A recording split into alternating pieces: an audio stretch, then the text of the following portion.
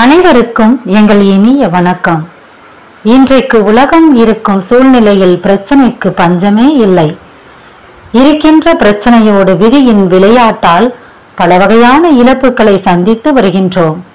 நிதி நெருக்கடி, வருமான இழப்பு, தொழில் செய்ய முடியாத சூழ்நிலை, வியாபாரம் செய்ய முடியாத சூழ்நிலை நம்மை பெரிய நஷ்டத்தில் தள்ளிவிட்டிருக்கிறது. சிறிய வியாபாரிகள் முதல் பெரிய தொழிலதிபர்கள் வரை அவரவர் தகுதிக்கு ஏற்றவாறு நஷ்டத்தை அடைந்துள்ளார்கள். இப்படி இருக்க சிறிய தொழிலாக இருந்தாலும் பெரிய வியாபாரமாக இருந்தாலும் தங்களுடைய நஷ்டத்தை ஈடு செய்ய என்ன செய்ய போகின்றோமோ என்று தெரியாமல் தவித்துக் கொண்டிருக்கும் வியாபாரிகளுக்கு நம் முன்னோர்களால் சொல்லப்பட்டுள்ள இந்த பரிகார முறைகளை முறையாக செயல்படுத்தினால் தங்களுடைய தொழிலை கூடிய விரைவிலேயே லாபத்தோடு தூக்கி நிறுத்தி வெற்றியடைய செய்துவிடலாம். தொழிலில் ஏற்பட்ட நஷ்டத்தை விரைவாக லாபமாக மாற்றக்கூடிய சில பரிகாரங்களை வாங்க இந்த வீடியோல தெரிஞ்சுக்கலாம்.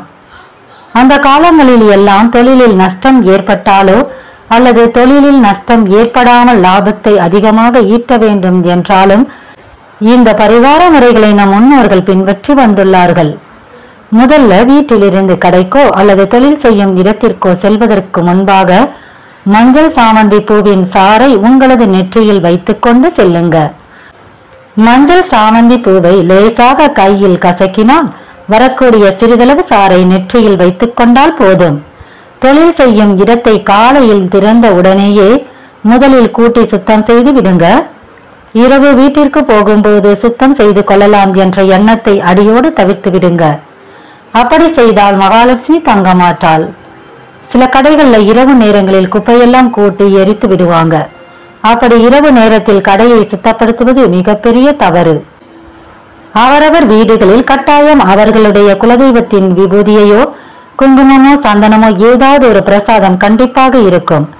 எந்த பிரசாதமாக இருந்தாலும் தினந்தோறும் ஒரு சிட்டிகை அந்த பிரசாதத்தை எடுத்து ஒரு டம்ளர் தண்ணீரில் கலந்து காலை வேளையில் உங்களது கடை முழுவதும் தெளித்து விடுங்க. அதன் பின்பு தினந்தோறும் உங்களது கடையில் தொழில் செய்யும் இடத்தில் தூப தீப ஆராதனை காட்டுங்க.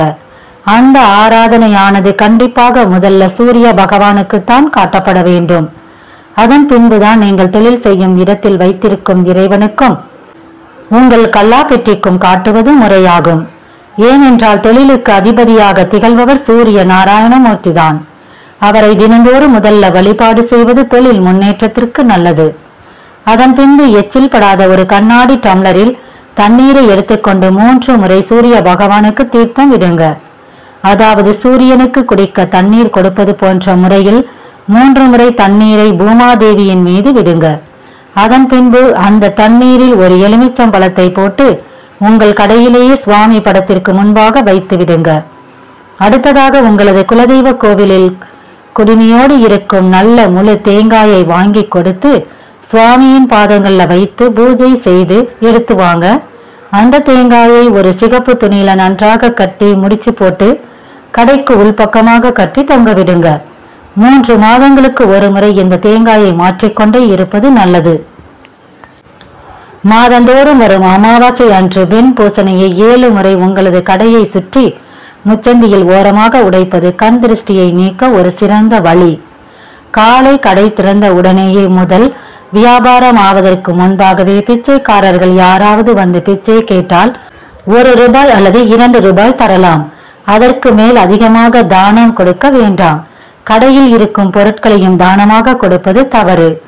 முதல் வியாபாரம், அதாவது போனி என்று சொல்லுவாங்க, முதல் வியாபாரம் நடந்த பின்பு தாராளமாக தானம் தர்மம் செய்வது தவறல்ல.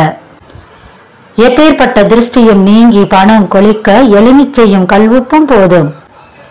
இது போன்ற சுவாரஸ்யமான தகவல்களுடன் மீண்டும் அடுத்த வீடியோல பார்க்கலாம். வாழ்க வளமுடன் நலமுடன் அனைவரும். நன்றி.